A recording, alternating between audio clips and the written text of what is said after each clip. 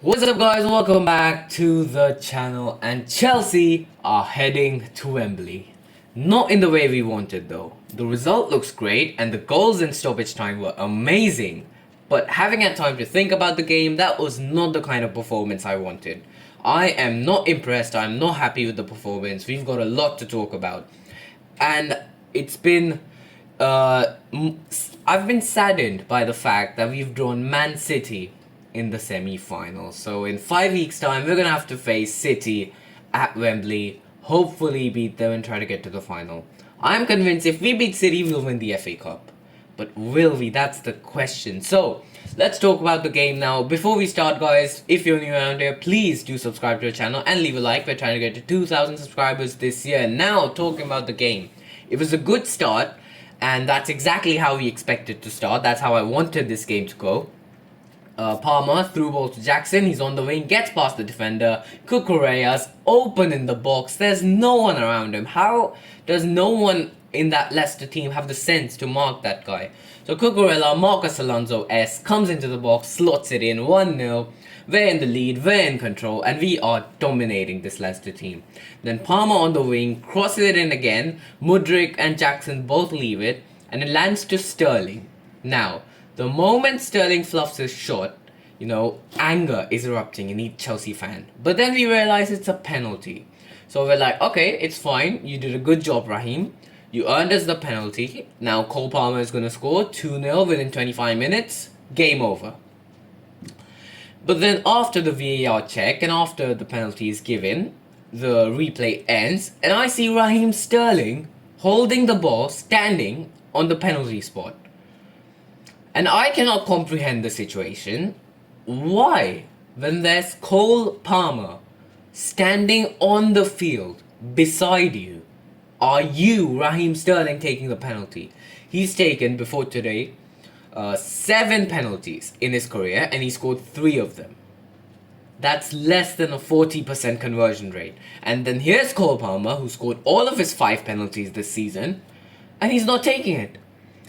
My mind was absolutely baffled when I saw Sterling with the penalty. And you see his run-up, it was like he didn't even care.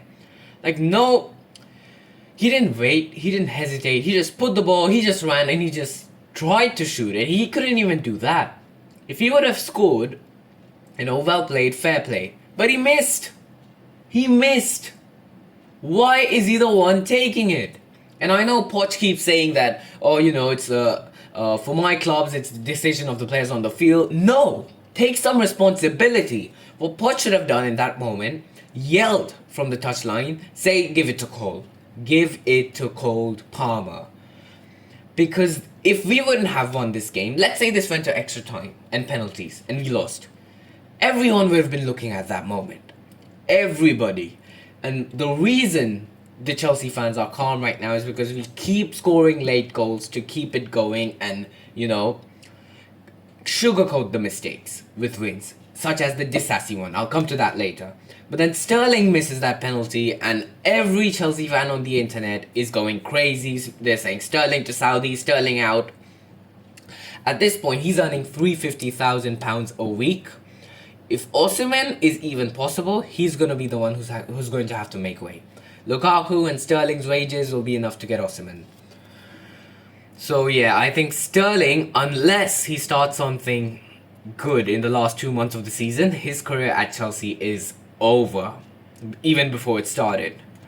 But then he misses the one-on-one. Caicedo with such a brilliant pass. He's been good with these passes lately, especially to Palmer against Wolves. Sterling is one-on-one. Of course he's panicked. Of course he's worried. He knows everyone's looking at him. Shoots it wide, that too by a good distance. And this is what I think. Sterling is panicking too much. If he would have played normally, just don't take the penalty.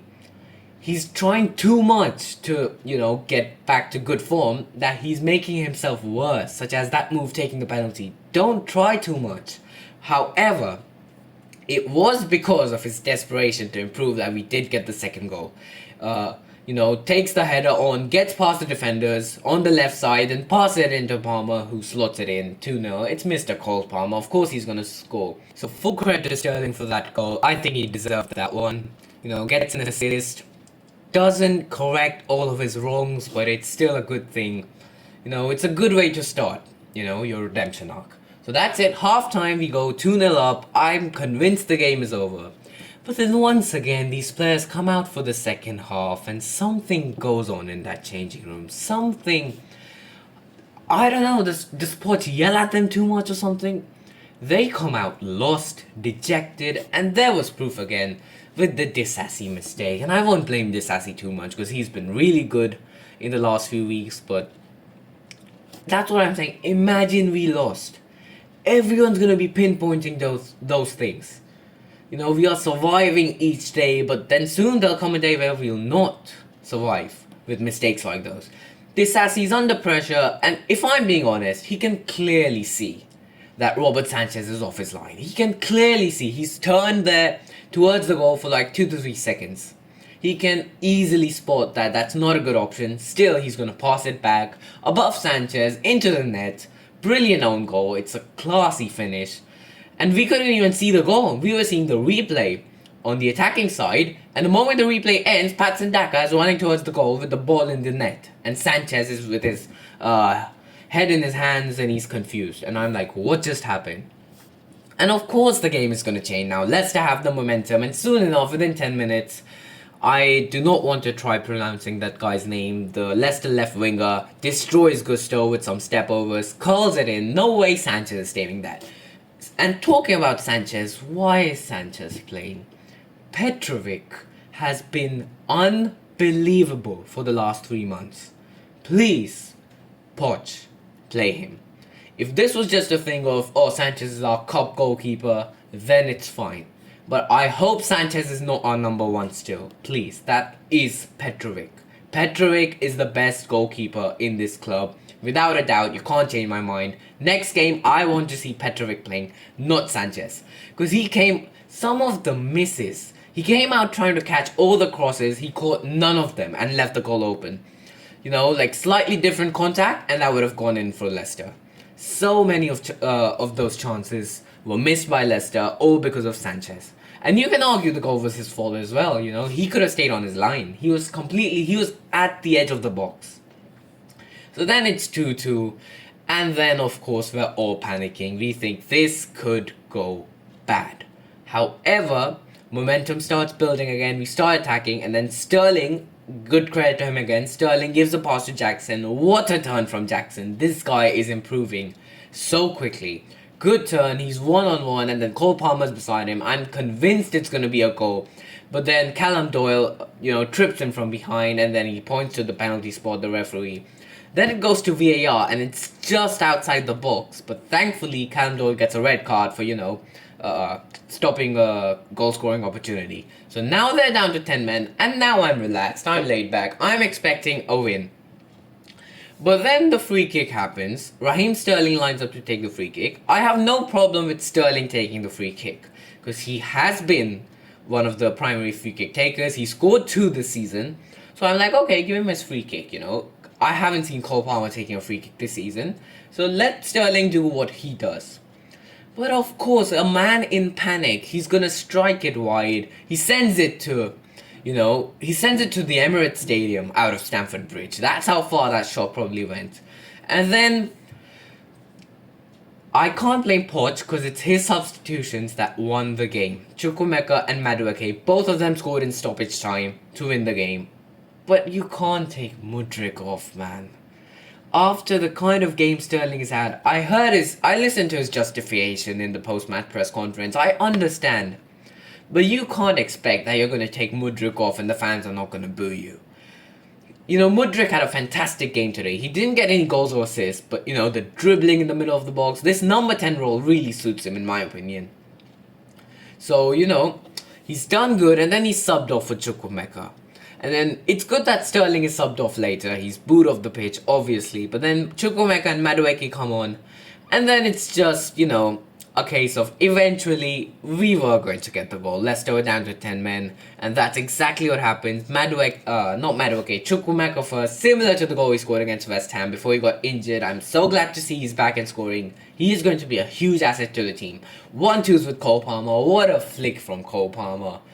This guy is unbelievable. I think 25 or 26 goals and assists this season already. It's crazy. If he hits 35, that is unbelievable to think. 35 goals and assists. Imagine if he hits that. He could, he just needs 9 in 11 games.